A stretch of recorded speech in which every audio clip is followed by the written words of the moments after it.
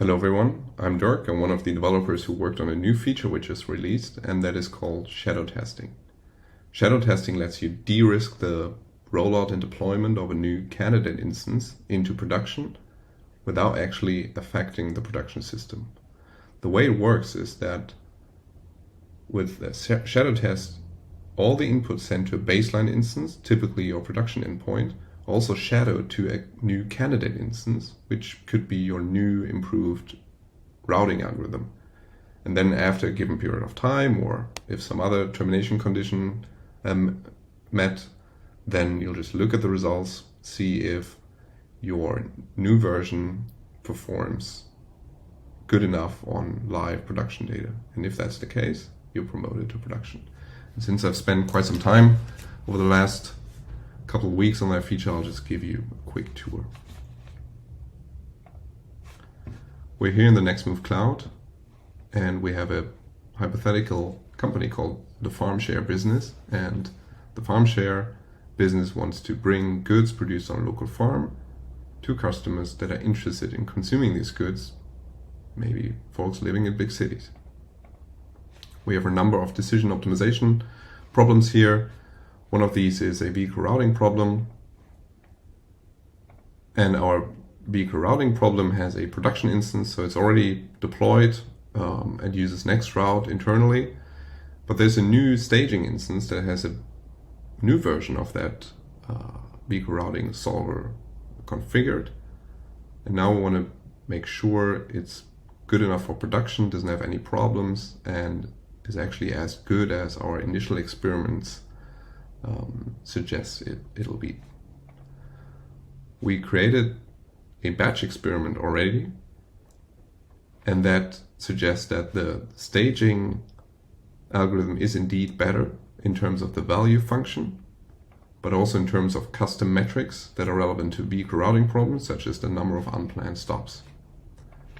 We also created an acceptance test, and that is also all green on the metrics that are relevant to our business.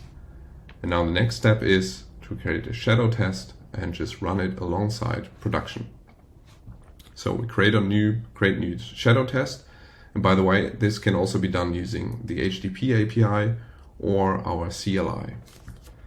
Let's call the test, give it a name, production prod versus staging. We'll select the production instance as the baseline instance and the staging instance as the candidate instance. And the shadow test will terminate after 50 runs, but you could also give it a end date or a start date or manually stop it.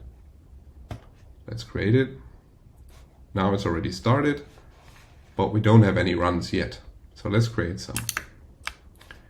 Here we'll use our CLI to create some runs, giving some local inputs that are being sent to production. That's the first one. Next one. Another one. And another one. So now we send 4 runs against our production endpoint, and we would expect 8 runs as part of the experiment. So let's take a look. Sometimes it takes some time until all the runs are there, but we're already seeing 8 runs, but they're all currently running. So 1, 2, 3, 4, and each paired with a staging run. So we have to wait a little until everything is done.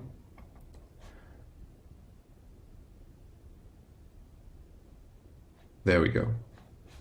So that worked.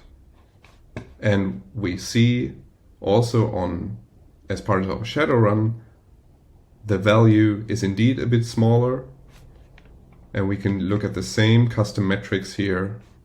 Also the unplanned stops is a bit better, and usually we would wait maybe until the 50 runs are there or some other criteria is met. But in this case, we'll just complete the test, mark it as complete, and then there won't be any more shadow runs happening in production. That's shadow testing. If you have any questions or feedback, let us know. We're happy to talk to you.